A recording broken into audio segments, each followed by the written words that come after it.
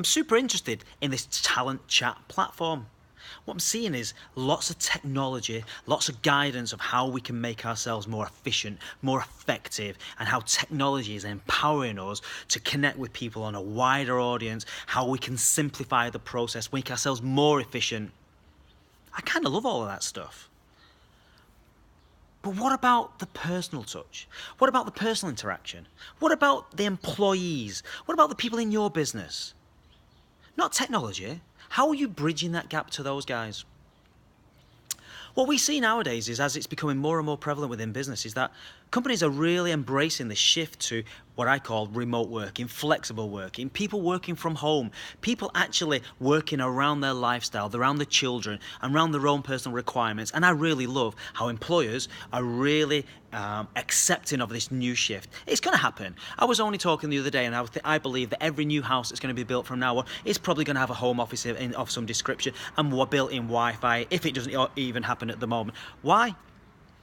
Because employers realise that it's saving them money by having people based from home, and actually you probably get more value and more commitment to your employee. But what are you doing to keep that employee, remote worker, intrinsically ingrained in your cultural behaviour and the message that happens within your business? And what happens, the energy, the good news, the bad news, the sharing, how are you creating that? Because actually, your remote workers have a completely different culture. They actually have a completely different mindset.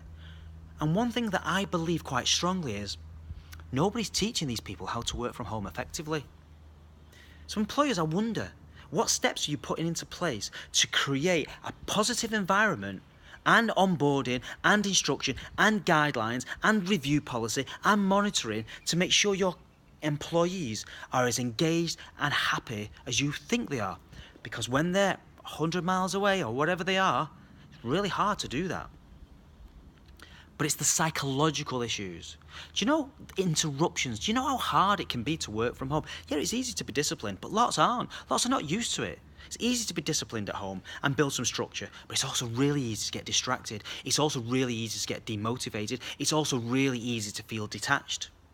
And I think that employers need to review the way that they're looking at this remote working sort of policies. I think it's brilliant, but I think you need to think about structure, emotional connection, how you communicate the cultural and positives that's happening within the business to your remote workers. And I think it belongs with different things. I think what you need is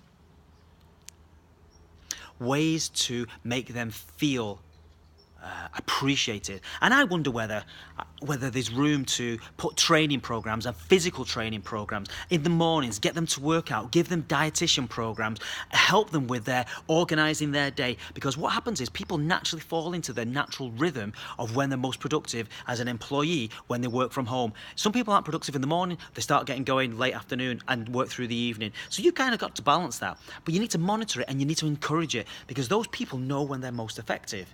But I think you should look at different things, like I say. Have some training. Why not have live webinars? Why not have some fitness programs? And the reason why I think that this is really interesting and why we have lots of experience here at Seriously Connected, we have remote recruiters all over the UK. And what we found is all those recruiters need one thing. It's what I call a cuddle. They all need to be heard. They all need to be listened when they're having a good day and a bad day. Even when things are going brilliantly, they want to know, they want to share. And when things are not going so well, they need that support. They need to be engaged and made them to understand why they're doing it, what they're doing it, and where they're going. The biggest challenge that we've seen and what we've experienced with recruiters who start their own businesses, who work for themselves, is the non-tangibles. It's the demotivation when things aren't going according to plan. It's the struggles when they've not been out of the house for 3 days, when there's nothing in the fridge because they've not been shopping, when they've not got dressed, they've not shaved, they've not showered, and they've watched more Jeremy Kyle than they wish. They don't want to be doing that. They just lose the discipline.